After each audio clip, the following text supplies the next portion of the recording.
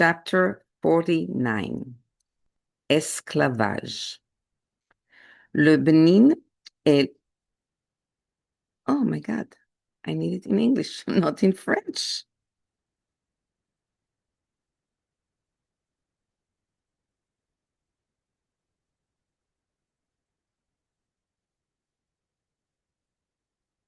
Slavery, not esclavage.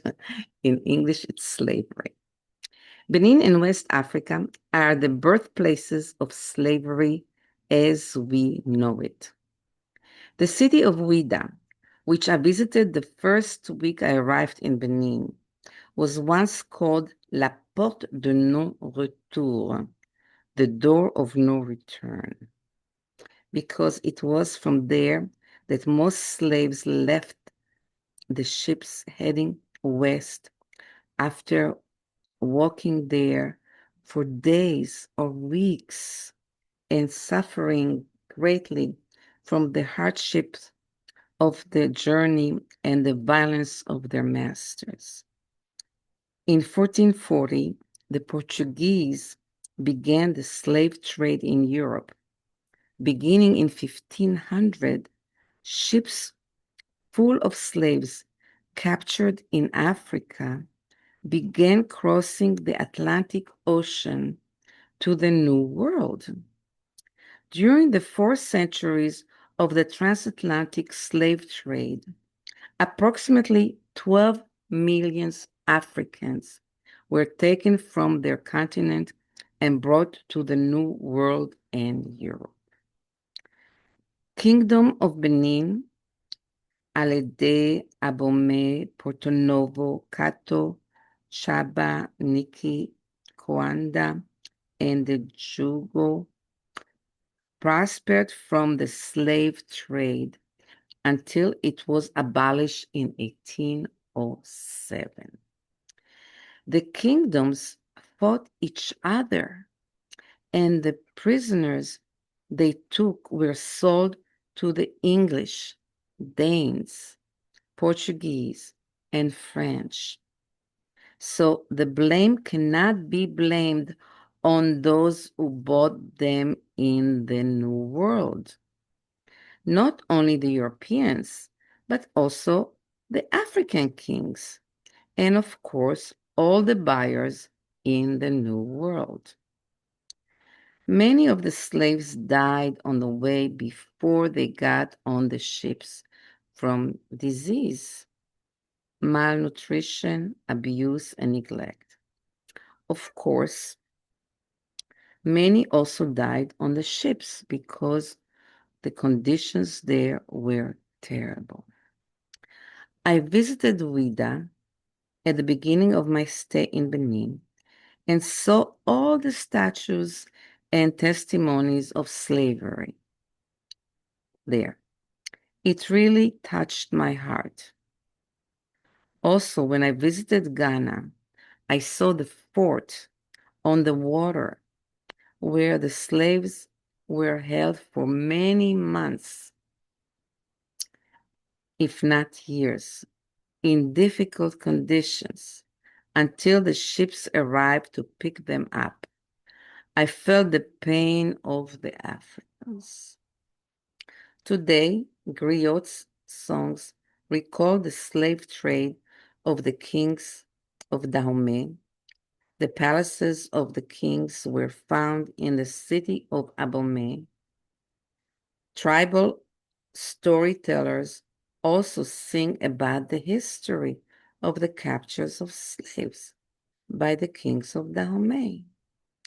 Caracol, the president of Benin at the time, wanted to truly admit the guilt for slavery and ask for forgiveness, and invited all the descendants of the slaves to return to Benin and even receive land to settle on. Such a good idea. I agreed. I spread the message in all my lectures. It is interesting to know if many actually returned to Benin, which is now called La Porte du Retour, the door of return. In the early 1880s, the slave trade was formally abolished. Professor Herms of Yale University wrote the book The Diligent about the daily routine on a French slave ship during the 1700s. Today, we can say that there is modern slavery in Benin, from and to it, of children and teenagers who are sent for the purpose of domestic or commercial labor, including prostitution. Approximately between several hundred and several thousand children each year. Children from Benin are sold to Nigeria, which is rich in gasoline, Ghana, Gabon, Ivory Coast, and Cameroon for agricultural, domestic, mining, and prostitution work. The tribes or social cultural groups in Benin are Pon, 35%, Adaja, Yoruba, Gon, Riba. I have to ask you how to spell it, Dandi, Sumba, Pio, and others. And here are the languages spoken. Pongba, Genia or Mina, Yoruba, Batonu, Dandi, Bariba, Ajagaba, Aizogaba, Dita Mary, Tam, Pio. 6.2 million citizens in Benin. The largest cities are Cotonou, 850,000 people. Porto Novo, 200,000. Paraco, 10,000. Abomey, 70,000.